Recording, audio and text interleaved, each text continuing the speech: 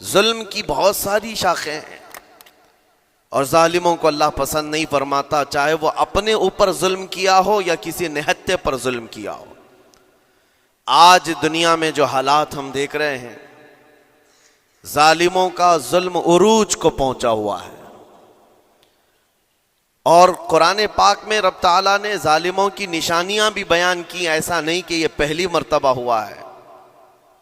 اللہ تعالیٰ فرماتا ہے وَكَم مِّن قَرْيَةٍ أَهْلَكْنَاهَا، کتنی بستیاں ایسی ہیں جن کو ہم نے ہلاک کر دیا۔ رب تبارک و تعالیٰ نے ان کو ختم کر دیا کیونکہ وہ ظالم تھے۔ ظالموں کی بستیاں جو ہلاک ہوئیں، قرآن پاک میں 3 مثالیں آپ کو بتاتا ہوں۔ ایک نوح علیہ السلام کی امت اور ان کی آبادی، دوسری حضرت لوط علیہ السلام کی قوم، تیسری حضرت صالح علیہ السلام کی قوم۔ یہ تینوں قومیں ایسی ہیں، گناہ میں تو تھی لیکن غرور بہت زیادہ تھا، گھمنڈ بہت زیادہ تھا۔ آج کے دور میں اگر کسی کے پاس پیٹروٹ میزائل ہیں اور بم بارود کی طاقت رکھتا ہے، نیوکلیئر پاور ہے، تو وہ یہ سمجھتا ہے مجھے کوئی شکست نہیں دے سکتا۔ یہ ہر دور میں ظالموں کا خواب رہا ہے، ہر دور میں ظالم اسی طرح کی فکر رکھتے ہیں۔ نوح علیہ السلام کی قوم بہت مضبوط قوم سمجھی جاتی تھی۔ اللہ تعالیٰ نے اپنے نبی کو جب حکم فرمایا کہ آپ ایک کشتی بنائیں بہت بڑی، تو وہ آپ کا مذاق اڑاتے تھے۔ یہاں دور دراز کہیں نہ ندی ہے، نہ نالا ہے، نہ سمندر ہے، کشتی کس میں چلاؤ گے؟ اللہ کے نبی کو پتا تھا کہ عذاب آنے والا ہے، اور اپنے ایمان والوں کو آپ ڈرا بھی رہے تھے، لیکن کفار و مشرکین غرور و تکبر میں ایسے تھے، یہاں تک کہ نوح علیہ السلام نے اپنے بیٹے کو بلا کر کہا، جو کافر تھا، کہا میرے ساتھ آ جا، یا بنی ارکم معنا ولا تکن مع الکافرین، بیٹا ہمارے ساتھ آ جا، کافروں کے ساتھ مت جا۔ اس نے کیا کہا؟ قال سآوی الی الجبل یعصمنی من الماء، میں تو پہاڑ کی اونچی چوٹی پر چلا جاؤں گا، تمہارا پانی مجھے کچھ نہیں کر سکے گا۔ یہ اس وقت ظالموں کا خیال تھا، گمان تھا۔ پھر اللہ تعالیٰ قرآن پاک میں فرماتا ہے وَفَجَّرْنَا الْأَرْضَ عُيُونًا، ہم نے زمینوں کے سارے چشمے پھاڑ دیے، ہر جگہ سے پانی کے سوتے نکلے، اور پھر آسمان کے سارے دروازے کھول دیے۔ فَفَتَحْنَا أَبْوَابَ السَّمَاءِ بِمَاءٍ مُنْهَمِرٍ، اللہ فرماتا ہے آسمان کے سارے دروازے پانی کے کھول دیے، آسمانوں سے پانی اور زمینوں سے پانی۔ فَالْتَقَى الْمَاءُ عَلَى أَمْرٍ قَدْ قُدِرَ، سورہ قمر کی آیتیں ہیں، رب تعالیٰ فرماتا ہے پانی اتنا بڑھ گیا کہ جو رب تبارک و تعالیٰ کی طے کی ہوئی معینہ نشانی تھی وہاں تک جا کر پانی مل گیا، روئے زمین پر کوئی باقی نہ رہا سوائے حضرت نوح علیہ السلام کی کشتی کے، کوئی نہیں باقی رہا۔ جب یہ پانی پھیل گیا، کیا پہاڑوں کی چوٹیاں، کیا محلوں کی اونچائیاں، سب غرق ہو گئے، اور وہ جبابرہ، وہ قوت کے بادشاہ جو کہتے تھے ہمارا کوئی کچھ نہیں بگاڑ سکے گا، سڑ گئے پانیوں میں۔ صرف پانی اللہ تعالیٰ بھیج دے تو انسان اسے روک نہیں سکتا، عذاب الہی کو کیسے روک سکے گا؟ دوسری گھمنڈی قوم، غرور میں مبتلا قوم تھی حضرت لوط علیہ السلام کی قوم، جو بدکاریوں میں ملوث تھے۔ اللہ کا جب عذاب آیا تو قرآن پاک میں رب تعالیٰ فرماتا ہے وَأَمْطَرْنَا عَلَيْهِمْ حِجَارَةً مِّن سِجِّيلٍ، نوکیلے پتھروں کی ہم نے ان پر بارش کی۔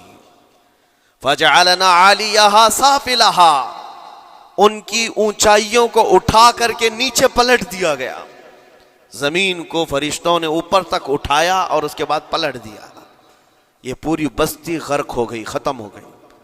یہ بستی بھی وہی تھی جس کو حضرت لوط علیہ السلام بار بار تنبیہ کرتے تھے کہ ظلم سے بچو، ظلم سے بچو، ظلم اللہ کے عذاب کو دعوت دیتا ہے، لیکن وہ مذاق اڑاتے تھے، اور جب ہلاک و برباد ہو گئے، ختم ہو گئے، ان کی نشانیاں بھی باقی نہیں رہی۔ وہ پتھروں کی بارشیں کہاں ہوئی تھی واللہ عالم، لیکن میرے عزیزو ہم نے دیکھا ہے جہاں یہ قوم آباد تھی اس علاقے کو آج بتایا جاتا ہے وہ جارڈن کا علاقہ تھا، بحر مردار، جہاں پر آج باقی ہے ڈیڈ سی۔ میں خود سفر پر دیکھا، جارڈن کی ایک سرزمین پر گاڑی چلتی جا رہی ہے اور کالے کالے پتھر، جہاں تک نظر کرو صرف پتھر ہی پتھر ہیں، بہت نوکیلے۔ ایسے پتھر میں نے دنیا میں دوسری جگہوں پر نہیں دیکھا۔ آج بھی اسی طرح سے باقی تقریباً 100 کلومیٹر 150 کلومیٹر تک صرف پتھر ہی ہے، بیچ میں صرف ایک روڈ جاتا ہے، اس کے بعد نہ کوئی درخت دکھتا ہے، نہ کوئی عمارت ہے، نہ کوئی پہاڑ ہے، صرف پتھر، پتھروں کا صحرا ہے۔ آج کی اس صدی میں دیکھ کر کے ان پتھروں کو ہیبت طاری ہو جاتی ہے۔ جس وقت وہ برسے ہوں گے ان کی حالت کیا ہوگی؟ اور میں یہ نہیں کہتا بالضبط کہ یہ وہی پتھر ہیں جو برسے تھے، واللہ عالم، لیکن میرے عزیزوں نشانیاں آج بھی عذاب الہی کی موجود ہیں۔ تیسری قوم تھی قوم شعیب اور قوم صالح علیہ السلام۔ یہ دونوں قوموں کے بارے میں ذکر کرتا ہوں۔ حضرت شعیب علیہ السلام کی قوم صرف ناپ تول میں کمی کرتی اور کفر و شرک بھی کرتے، شعیب علیہ السلام ان کو روکتے تو وہ ان کا بھی مذاق اڑاتے، اور جب عذاب الہی کے آنے کی بات کیا تو جانتے ہیں کیا کہا انہوں نے؟ یہ وہ قوم تھی جو پتھروں کو تراش کر کے گھر بنا لیتے تھے، یعنی پورے کے پورے پہاڑ کو، پتھروں کا جو پہاڑ ہوتا ہے اس کو تراشتے تھے، اور ایک آدمی کا ایک گھر ایک پہاڑ۔ آج کے دور میں ساری بلڈوزر مل کر کے نہیں کر پائیں، مشینیں مل کر نہ کر پائیں، وہ اس وقت کے لوگ بھاری بھرکم تھے، جسامت والے تھے، طاقت والے تھے۔ جب وہ اپنے رہنے کے لیے ایک پہاڑ کو تراش سکتے تھے، 4000 سال پہلے کی بات کر رہا ہوں، اس وقت میرے خیال سے وہ اپنے زمانے کے سب سے بڑے ماڈرن لوگ یا ترقی یافتہ لوگ کہلاتے ہوں گے، سب سے زیادہ ترقی یافتہ کہلاتے ہوں گے۔ جیسے آج لوگوں کو لگتا ہے رشیا اور امریکہ بہت پہنچے ہوئے ہیں ٹیکنالوجی میں، اس دور کے وہ لوگ سب سے بڑی طاقت کے رکھنے والے تھے۔ جب حضرت شعیب علیہ السلام نے ان کو اللہ کے عذاب سے ڈرایا تو کیا کہتے تھے؟ عذاب وہی نا جو نوح علیہ السلام کی قوم میں آیا تھا، بارش آ گئی تھی، زمین سے پانی نکل گیا تھا تو پانی بہت ہو گیا تھا، یا پھر وہ جو لوط علیہ السلام کی قوم پر آیا، پتھروں کی بارش، یا پھر ہواؤں کا عذاب۔ اگر یہ تینوں بھی آئیں تب بھی ہمارے ان پہاڑوں کے گھروں کو نقصان نہیں کر سکیں گے، ان کا اتنا غرور تھا۔ اگر پانی بھی آ جائے سمندروں کا، یا ہوا بھی تیز چلے، یا پتھروں کی بارش ہو، ہم تو بہت محفوظ قلعوں میں ہیں۔ اندازہ کرو میرے عزیزو، 3000 4000 سال کے بعد آج تک مدائن صالح اور الاولا سٹی نام سے سعودی میں موجود ہے، ابھی تک وہ گھر موجود ہیں، تو اس زمانے میں کتنے مضبوط رہے ہوں گے؟ پتہ نہیں 3000 سالوں میں کتنے طوفان آئے، کتنے سیلاب آئے، لیکن ابھی تک وہ پہاڑوں کے گھر موجود ہیں، تو اس زمانے میں کتنے طاقتور ہوں گے؟ ان کا نشہ آسمان پر تھا، غرور چڑھ کر کے بول رہا تھا، کہتے تھے کہ اگر اس طرح کے عذابات آ بھی گئے تو ہمارا کچھ نقصان نہیں ہوگا۔ کون سا؟ نوح علیہ السلام کی قوم کا عذاب آ جائے، لوط علیہ السلام کی قوم کا عذاب آ جائے، یا پھر شعیب علیہ السلام کی قوم کا عذاب آ جائے، یہ صالح علیہ السلام کی قوم کی بات کر رہا ہوں۔ تو پھر ہوا کیا؟ اللہ کے نبیوں نے انہیں ڈرایا اللہ کے عذاب سے، باز آ جاؤ، اللہ وحدہ لا شریک کی طرف جھک جاؤ۔ وہ اکڑ تھی، غرور تھا کہ نبیوں کا مذاق کرتے۔ پھر ہوا کیا؟ قرآن کہتا ہے صرف ایک فرشتے کو اللہ تعالیٰ نے زمین پر اتارا، ایک فرشتے کو اتارا، اور اس کے بعد اس فرشتے نے ایک چنگھاڑ لگائی، ایک آواز کی، ایک آواز، صرف فرشتے کی ایک آواز ایسی تھی کہ جتنے اپنے مضبوط قلعوں میں گھروں میں موجود تھے، اس آواز کی ہیبت سے ان کا بھیجا کانوں سے باہر نکل آیا تھا۔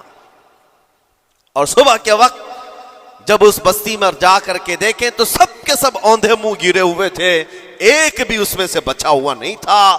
نہ نوح علیہ السلام کا طوفان آیا، نہ لوط علیہ السلام کی قوم پر برسنے والے پتھروں کا عذاب آیا، نہ ہی ہوائیں چلائی گئیں۔ ایک فرشتے کو بھیج کر رب تعالیٰ نے اپنی قدرت کا مظاہرہ فرمایا، اللہ کے کروڑوں اربوں لاتعداد فرشتے ہیں، ایک فرشتے کی طاقت ایسی ہے کہ اگر وہ اپنی آواز نکالے تو تمہارے کانوں سے بھیجا باہر نکل آئے۔ اللہ وحدہ لا شریک، وہ حی و قیوم کل بھی تھا اور آج بھی ہے، وہ رب ذوالجلال حی و قیوم ہے، طاقتور ہے اور ہمیشہ رہے گا۔ اور رب تبارک و تعالیٰ نے قرآن پاک میں فرمایا، آپ یہ آیت تقریباً 3 جگہ قرآن میں آئی، وَإِذْ نَجَّيْنَاكُمْ مِنْ آلِ فِرْعَوْنَ يَسُومُونَكُمْ سُوءَ الْعَذَابِ يُذَبِّحُونَ أَبْنَاءَكُمْ وَيَسْتَحْيُونَ نِسَاءَكُمْ وَفِي ذَلِكُمْ بَلَاءٌ مِّن رَبِّكُمْ عَظِيمٌ۔ رب تعالیٰ فرماتا ہے یاد کرو فرعونیوں کے عذاب سے اللہ نے تم کو نجات دی۔ یہ بنی اسرائیل کو کہا جا رہا ہے کہ فرعونیوں کے عذاب سے، کہ فرعون اور اس کے لشکری اس قدر سخت سزائیں دیتے تھے موسیٰ علیہ السلام کی قوم پر، ایمان والوں پر، بنی اسرائیل پر۔ اللہ فرماتا ان سے نجات دیا رب تعالیٰ نے، لیکن وہ کرتے کیا تھے؟ بنی اسرائیل میں ایک بھی بچہ پیدا ہو جائے اسے ذبح کر دیتے تھے۔ فرعون کے لشکریوں نے 1 سال میں 12,000 بچوں کو قتل کیا ہے، 12,000 بچوں کو ذبح کر دیا ہے۔ آج کے اسرائیلی اگر یہ بچوں پر ظلم کرتے ہیں تو یہ تعجب کی بات نہیں ہے، فرعون کی سرشت میں داخل تھا اور یہ فرعونی ہے، وقت کے جبابرہ ہیں، وقت کے ظالم ہیں۔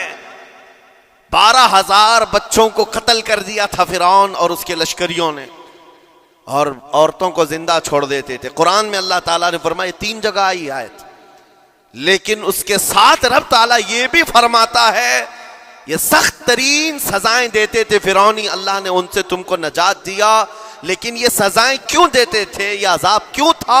وَفِي ذَلِكُمْ بَلَاءٌ مِّن رَبِّكُمْ عَظِيمٌ، یہ ہے فرمان اللہ کا۔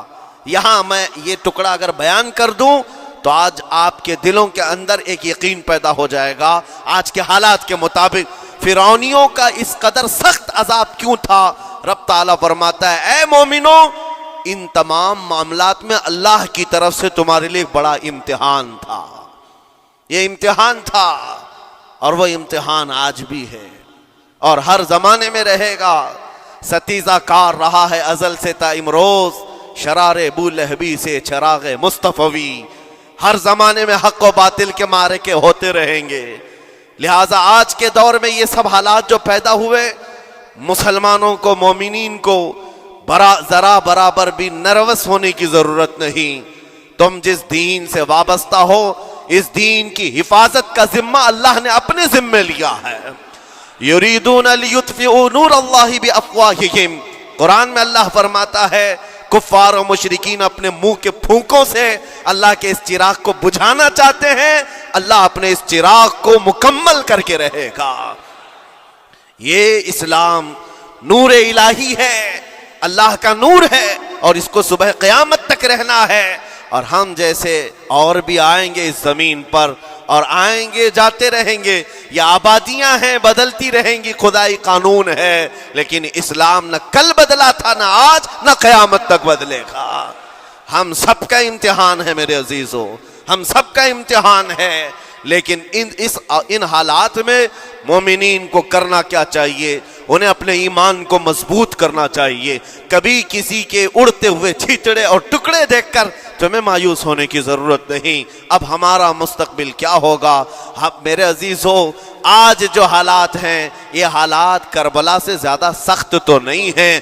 آج فلسطینیوں کو ہم نے دیکھا 6 ماہ کے، سال بھر کے بچوں کو سینے سے لگا کر کفن لپیٹ رہے ہیں۔ ان ماؤں کی کیا کیفیت ہوتی ہوگی؟ کبھی کبھار چھوٹی سی کلپ میں دیکھ کر کے آنکھوں سے آنسو بہ پڑتے ہیں۔ انہوں نے اپنے ہاتھوں سے نہ جانے کتنے بچوں کو ایک دن میں دفن کر دیا، 80 میتوں کو ایک قبر میں ڈال دیا کرتے ہیں۔ ان فلسطینیوں کو لاکھوں سلام، ان کے جذبات کو اور ان کی استقامت کو ہم تو دعا یہی کرتے ہیں، ان فلسطینی مسلمانوں کے برابر پوری دنیا کے مسلمان نہیں ہو سکتے۔ ہم تو ایک ناشتے پر صبر نہیں کر پاتے، وہ اپنے 10 بچوں اور خاندان والوں کے کٹے ہوئے چھیٹڑوں پر بھی کہتے ہیں اللہ ہمارے ساتھ ہے۔ ساری مصیبتیں دیکھ کر کے بھی وہ کہتے ہیں اللہ ہمارے ساتھ ہے۔ ان کے گھر اڑا دیے گئے، تباہ کر دیے گئے، راکھ میں بدل دیے گئے، اور نیوز اینکر یہ دجالی میڈیا وہاں جا جا کر کے ان کے زخموں کو کھرید کر کے پوچھتا ہے تمہارا مال کیسے آئے گا، تمہارا گھر کیسے چلا گیا، لیکن ان حالات میں بھی وہ مسکرا کر کہتے ہیں اللہ نے دیا تھا، پھر اللہ ہے اور اللہ دے گا۔ ان کے ایمان کے برابر ہم نہیں ہو سکتے، لیکن میرے عزیزو پوری دنیا کے مسلمانوں میں اس مسئلے نے آج ایک اتحاد کی فضا قائم کی ہے۔ اگر ہمارے درمیان آج بھی اتحاد نہیں ہو سکتا تو پھر میرے عزیزو شاعر نے سچ کہا تھا، جگہ جگہ کے تھک چکے ہیں تمہیں یہ ہنگامے، نشاط لذت خواب گرام بدل ڈالو، غلط روی سے منازل کا بعد بڑھتا ہے، مسافر و روش کارواں بدل ڈالو۔ آج کے حالات تمہیں اگر نہیں بدلنے پر مجبور کیے تو پھر بتاؤ کون سے حالات تمہیں بدلیں گے، کب تم بدلو گے؟ لیکن ان حالات پر آج بعض لوگوں نے یہ کہنا شروع کیا۔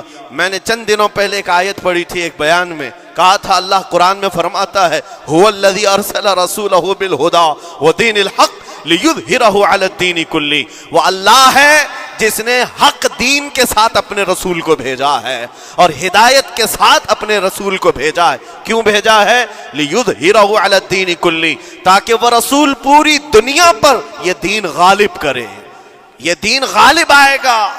تو بعض مجھ سے کہنے لگے مولانا سٹیج پر بیٹھ کر چلاتے ہو، کئی کرسیوں پر بیٹھ کر کہتے ہو کہ تمہارا دین غالب آئے گا، تمہارا دین تو آج ٹکڑے ٹکڑے کیا جا رہا ہے، کوئی کچھ نہیں کر پاتا۔ ان ظالموں کو میں یہ کہتا ہوں، ان کو یہ میں کہتا ہوں، ان تمام حالات سے تم ہرگز یہ مت سمجھنا کہ دین غالب آئے گا۔ چاند پر بھی گہن لگتا ہے، لیکن جب گہن چھٹتا ہے تو چاند پورے آب و تاب کے ساتھ چمکتا ہے۔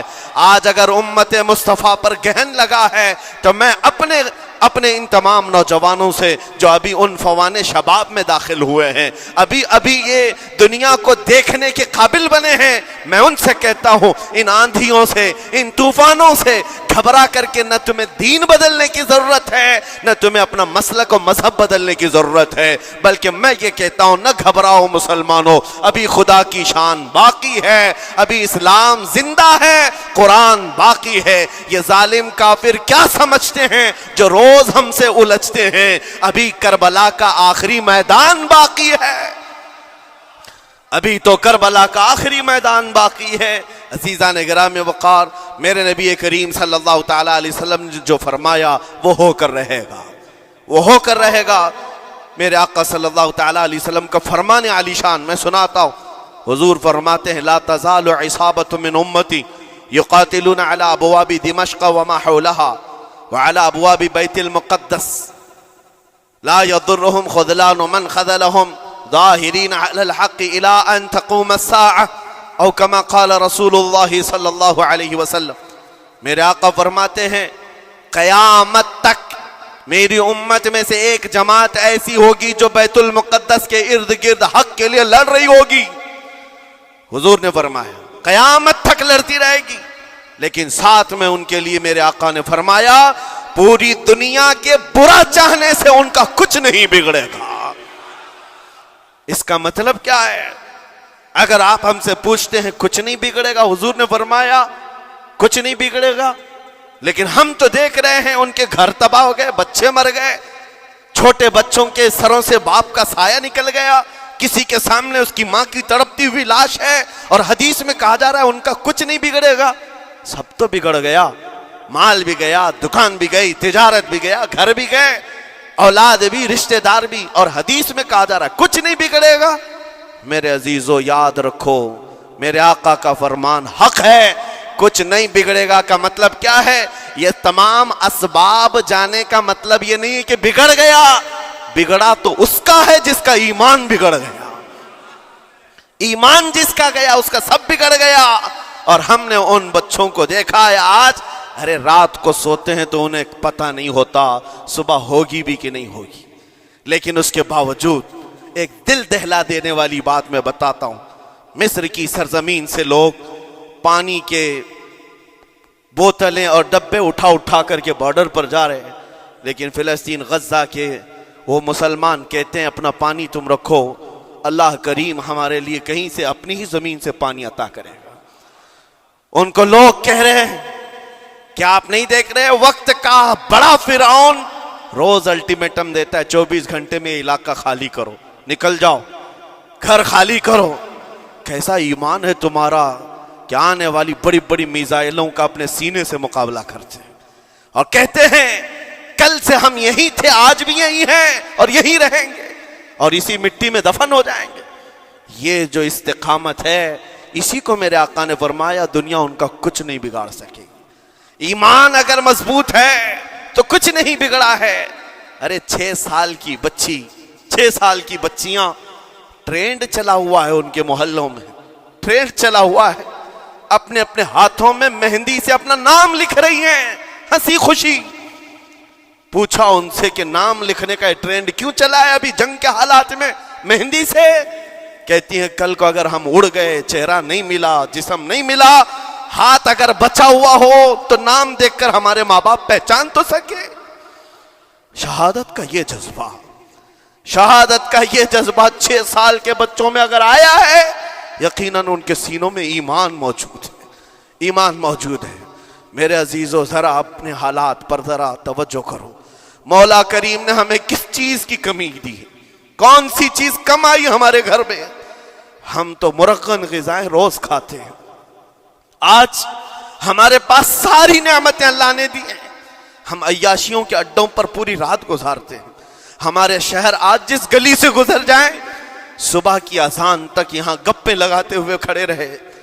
اے میرے عزیزو، حالات تو ہمارے ایسے ہیں کہ کھا کھا کر کے چربیاں چڑھ گئیں۔ ہمیں ان کا کیا احساس ہو پائے گا؟ ان کا کیا احساس ہو پائے گا جن کے ہاں پانی سے زیادہ خون دیکھا جاتا ہے، جن کے ہاں زندوں کو پکڑنے کے لیے نہیں، اب مردوں کو پکڑنے کے لیے لوگ بھی نہیں ہیں۔ عزیزان گرامی وقار، جنازہ اٹھانے کے لیے لوگ پورا دن انتظار کرتے ہیں، کوئی نہیں ہے۔ پرسان حال ان سب حالات کے باوجود میں نے ایک بچے کو بھی وہاں سے یہ کہتے ہوئے نہیں سنا کہ ہم پر بہت بڑا ظلم ہو رہا ہے، ہم کو یہاں سے نکال لو، مدد کرو، کوئی آؤ۔ نہیں، وہ سب صرف اتنا ہی کہتے جو کچھ ہو رہا ہے ہم اللہ کے پاس جا کر کہیں گے، یہ سارے معاملات ہم اللہ کی بارگاہ میں شکایت کریں گے۔ یہ ہے ایمان، یہ ہے استقامت۔ اور میرے آقا صلی اللہ تعالی علیہ وسلم کے فرمان عالی شان کے مطابق ان کے لیے اتنی ہی بڑی دولت کافی ہے۔ آخر میں میں اتنا کہوں گا، اسرائیل کے کتے اور ظالم مل کر اینٹ سے اینٹ بجا دیں، ان کے ٹکڑے ٹکڑے کر کے راکھ کر دیں، تب بھی ہم کہیں گے فتح تو بیت المقدس کی ہی ہے، فتح تو ان مظلوموں کی ہے جن کے پاس کھونے کے لیے کچھ نہیں تھا، پھر بھی وہ ڈٹے رہ گئے۔ تمہارے پاس تو پیٹروٹ میزائل، بڑے بڑے تمہارے پاس توپ، بہت ساری چیزیں ہو کر بچوں پر، ہاسپٹل پر، نہ جانے کتنی جگہوں پر تم نے بمباریاں کی ہیں۔ مجھے حیرت ہوتی ہے پوری دنیا آج بھی خاموش تماشائی ہے۔ یہ ظلم نہیں ہے تو اور کیا ہے؟ اور جب ظلم اپنے عروج کو پہنچتا ہے، اللہ کی پکڑ آتی ہے، اللہ کا عذاب آتا ہے، اور جب اللہ کا عذاب آتا ہے تو جتنے خاموش تماشائی تھے سب اس عذاب میں گرفتار ہوں گے۔ اس لیے میرے عزیزو، آپ ہم سے اگر یہ پوچھتے ہیں ہمیں یہاں بیٹھ کر کرنا کیا چاہیے، ہم کیسے کریں؟ تمہارا دل اگر رو پڑا ان کے دردوں سے، یہ بھی لکھا جائے گا، یہ بھی لکھا جائے گا۔ یہ بندہ جا تو نہیں سکتا تھا، لیکن اپنے بھائی کے درد میں ایسا بے قرار تھا کہ اس کا کھانا چھوٹ گیا تھا، ایسا بے قرار تھا کہ اس کی نیندیں ختم ہو گئی تھی۔ یہ بھی لکھا جائے گا اللہ کی بارگاہ میں۔ لیکن یہاں بیٹھ کر کے ہم عیاشیوں پر عیاشیاں کریں، اپنے گناہوں سے کبھی باز نہ آئے، تو پھر میرے عزیزو ان نہتے مظلوموں کے ہم بہت خطرناک قسم کے دشمن کہلائیں گے، جہاں ان کو پانی کا ایک قطرہ نہیں، جہاں ان کے لیے لقمہ نہیں، وہ کسی کا بچا ہوا کچرا کھانے پر مجبور ہیں۔ اس وقت ہماری برتنیں کھانوں سے بھری ہوئی ہیں، ہماری دعوتوں میں ہمارے بچے ہوئے کھانے گٹر اور نالیوں میں بہ رہے ہوں۔ ان حالات میں میرے عزیزو پکڑ ہوگی، ہماری بھی پکڑ ہوگی۔ بدلو اپنے حالات، اٹھو وگرنہ حشر نہ ہوگا پھر کبھی، دوڑو کہ زمانہ چال اپنی چل گیا۔ میں آپ سب سے یہی کہنا چاہوں گا، یہ جو حالات پیدا ہوئے ہیں پوری دنیا میں، یہ میرے آقا کے فرمان کے مطابق اندیشہ یہ لگ رہا ہے ان قریب امام مہدی کا ظہور ہونے والا ہے، امام مہدی کا ظہور ہوگا اور حالات بدل جائیں گے، لیکن ہم کو کسی کے آنے کا انتظار کرتے ہوئے حالات کا انتظار نہیں کرنا ہے۔ ابھی بدلو، آج بدلو، اللہ کی طرف دوڑو اور اس سے گڑ گڑا کر کہو کہ مولا کریم ہمارے شامت اعمال، ہماری برائیوں کے سبب اگر یہ تیری پکڑ ہے، ہم توبہ کرتے ہیں تیرے دربار میں۔ جانتے ہو میرے آقا نے فرمایا اللہ کے غضب کو اگر کوئی چیز ٹھنڈی کرتی ہے تو ایک مومن صالح کی رقت انگیز دعائیں اور اس کے نکلنے والے آنسوں اللہ کے غضب کو ٹھنڈا کرتے ہیں، اللہ کے غضب کو ٹھنڈا کرتے ہیں۔ تم گڑ گڑاؤ اس مولا کی بارگاہ میں، یہ نہیں کہ اجتماعی طور پر کسی کے سامنے آپ رو دھو کر چلے گئے یا پھر آپ لوگوں کو دکھانے کے لیے کوئی سٹیٹمنٹ جاری کر دی، نہیں، تنہائی میں بیٹھے ہو، اکیلے میں بیٹھے ہو۔ جیسے کہ کل ایک بہت اچھی چیز میں نے دیکھی تھی، ہمارے علماء نے اعلان کیا تھا پوری دنیا مل کر کے جمعرات کا روزہ رکھے، اس لیے کہ روزہ اللہ کو پسند ہے، اور افطار سے پہلے اگر کوئی دعا کرے، اول دعا ہماری ان مظلوموں کے حق میں ہو، ان ظالموں کے خلاف ہو، مظلوموں کی مدد کے لیے ہو، یقیناً اللہ کی مدد آئے گی، اور آئے گی کیونکہ قرآن بار بار کہتا ہے الا ان نصر اللہ قریب، آگاہ ہو جاؤ بے شک اللہ کی مدد بہت قریب ہے، اللہ کی مدد بہت قریب ہے۔ عزیزان گرامی وقار، میں انہی تمام باتوں سے اپنی گفتگو کو آج سمیٹتا ہوں۔ آج کے ان حالات میں آپ کی ذمہ داری ہے اپنے ایمان پر مضبوطی سے جمے رہو، استقامت۔ بعض لوگوں کو آج یہ لگتا ہوگا کہ وہاں حالات بگڑے ہیں تو یہ مسلمان کیا کریں گے، کیا کریں گے، ہم کیا کرنے والے، ویسے ہی ہم ختم کیے جا چکے ہیں، ٹکڑے کیے جا چکے ہیں، ہم کچھ کرنے۔ بس تم اپنی زندگیاں بدلو، نشہ سے باز آ جاؤ، اور جتنے خرافات ہمارے محلوں میں آئے اس سے نکالو۔ اللہ کا عذاب آتا ہے، اللہ کی رحمتیں روٹ جاتی ہیں۔ ایک بار ہم بدل لیے تو مولا کریم اپنی رحمتوں کے سائبان فرما دے گا ہم پر، اور بس ہماری تمنا یہی ہے۔ اللہ کریم کی بارگاہ میں دعا ہے قدیر و جبار خدا کہنے سننے سے زیادہ ہمیں عمل کی توفیق عطا فرما۔ اے رب کریم احسن الخالقین، ہم سب اپنے گناہوں سے سچی توبہ کرتے ہیں مولا، ہمارے گناہوں کی وجہ سے اگر تیری سخت پکڑ ہے تو مولا تو اپنے غضب کو ٹھنڈا فرما دے، تو اپنے غضب کو ٹھنڈا فرما دے مولا، تو اپنے غضب کو ٹھنڈا فرما دے۔ اے کریم خدا، تیرے حبیب کی امت تڑپ رہی ہے، اور ہر جگہ مولا ظلم و ستم کا نشانہ ان غریب مظلوموں کو بنایا جا رہا ہے جن کے پاس ایک وقت کا کھانا بھی باقی نہیں رہا۔ مولا تو اگر مدد نہیں کرے گا تو کون مدد نازل فرمائے گا؟